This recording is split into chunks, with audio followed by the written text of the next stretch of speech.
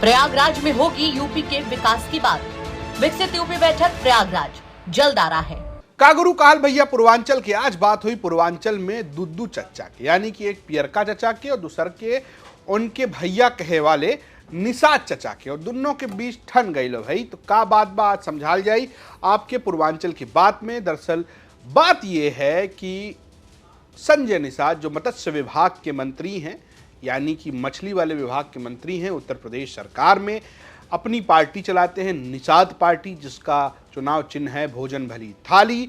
इस थाली में अब चाहिए आरक्षण, और आरक्षण भी चाहिए तो ओबीसी वाला नहीं, दलितों वाला, सीधा प्रतिनिधित्व में आरक्षण चाहिए। और इसको लेकर बड़े खफा से चल रहे हैं। लखनऊ में अपनी ताकत दिखाई थी, लोगों को बुलाया था और बीजेपी से कहा था कि भैया आरक्षण नहीं देंगे तो समझ लीजिए बवाल होएगा, आप आरक्षण देंगे तभी निषादों का वोट मिलेगा। अब बीजेपी से तो नाराज चल ही रहे हैं, एकदम रूसे से चल रहे हैं। अब जो है पियरका चचा यानी ओम प्रकाश राजभर को भी लपेट दिया है। वो कह रहे हैं कि ओम प्रकाश राजभर आरक्षण में बेईमानी कर रहे हैं। उनका क्या कहना है? कहना यह है कि देखिए भैया, आरक्षण की सीधी मांग ये है कि आपको अपने समाज को दलित समुदाय में शामिल कराना है और वहां आरक्षण लेना है, ताकि सिर्फ ये प्रधानी वाला चुनाव न लड़ा जाए, बल्कि कोटे से यानी आरक्षित सीटों पर हम लोग चुनाव लड़ सके और हमारे लोग जो है वो जाए यहां से सीधा विधानसभा लोकसभा। अब इसी मामले पर वो ओम प्रकाश राजभर को लपेट दिए हैं। तो ओम प्रकाश राजभर जो है वो ये कह रहे हैं कि अगर आरक्षण के लिए आंदोलन करेंगे तो हम भी साथ देंगे। लेकिन ओम प्रकाश राजभर का दावा अलग है। वो कहते हैं कि ये जो ओबीसी है ना, उसमें थोड़ा बंटवारा कीजिए, मतलब कि यादव कुर्मी इन सबको थोड़ा इधर इधर कीजिए और जो अति पिछड़ी जातियां हैं उनको इधर कीजिए, मतलब कि कुर्मी में बंटवारा हो, ओबीसी में आरक्षण में बंटवारा हो। और संजय निषाद कह रहे हैं भैया ये है बेईमानी, अगर आपको चाहिए तो चलिए हमको बनाया जाए, पिछड़ी जात से हटाकर दलित सूची यानी कि SC ST में शामिल किया जाए, ताकि जब चुनाव हो तो सांसद विधायक जो हैं वो हमारा सुरक्षित सीट से लड़के यहाँ से वहाँ पहुँचे। आपको पता है कि विधायक सांसदों की संख्या भी परसीमन के बाद बढ़ने वाली, खूब चर्चा है, लेकिन एकदम रसुआए हुए हैं। निषाद चाचा सुना रहे हैं, सुनिए जरा। ओम प्रकाश राजभर कह रहे हैं कि संजय निषाद अगर धरने पे उतरेंगे तो ओम प्रकाश राजभर उनके बगल में खड़े रहेंगे आरक्षण के मुद्दे पर। पहले तो अपने स्टैंड में आ जाए कि पिछड़े में बंटवारा चाहते हैं, बेईमान वाला कि संविधान वाला। जब वो पार्टी बनाए थे तो कहे थे भर राजभर अनुसूचित जाति की सूची में तरमाली के नाम से रिजर्व है, हम उसको रिजर्वेशन कराएंगे।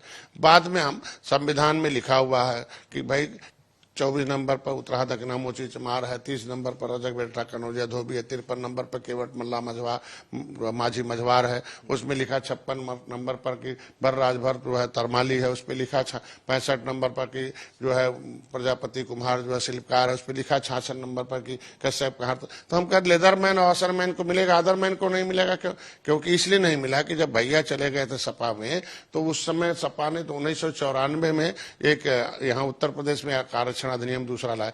भाई दिल्ली में केंद्र सरकार का जो संविधान में अनुसूचित जाति अत्याचार निवारण अधिनियम में हम सूचीबद्ध हैं 53 नंबर पर, 66 नंबर पर, और उत्तर प्रदेश ने एक अलग सूची बना दिया और कह दिया केवट मल्ला है पिछड़ी, अब ये खाए खिचड़ी, भर राजभर जो प्रजापति है पिछड़ी खाए खिचड़ी।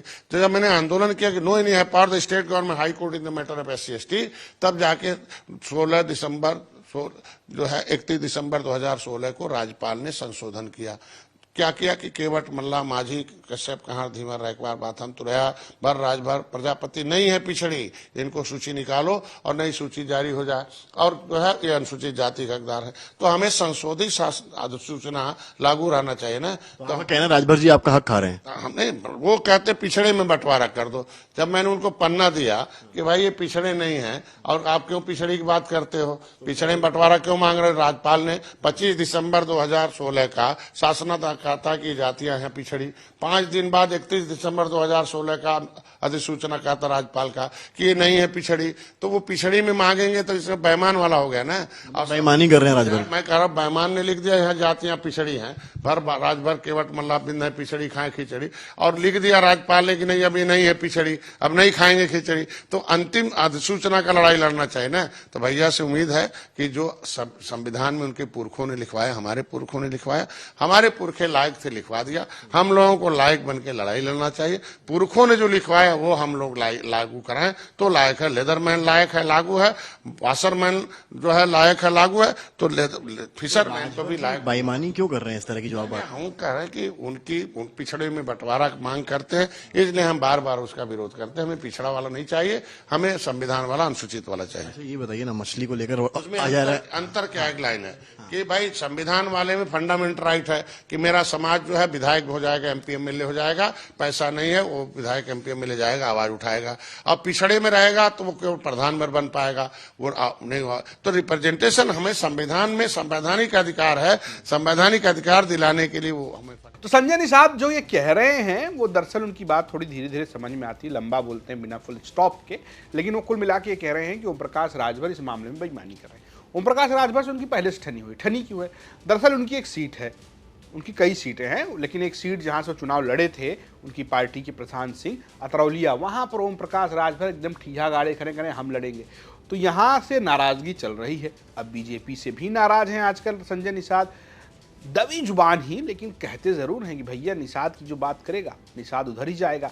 अब लोग इसके अपने अपने मायने निकाल रहे हैं कि भैया हो सकता है कि चुनाव से पहले निषाद जी इधर से उधर हो ले, मछली की तरह धारा के साथ बह ले।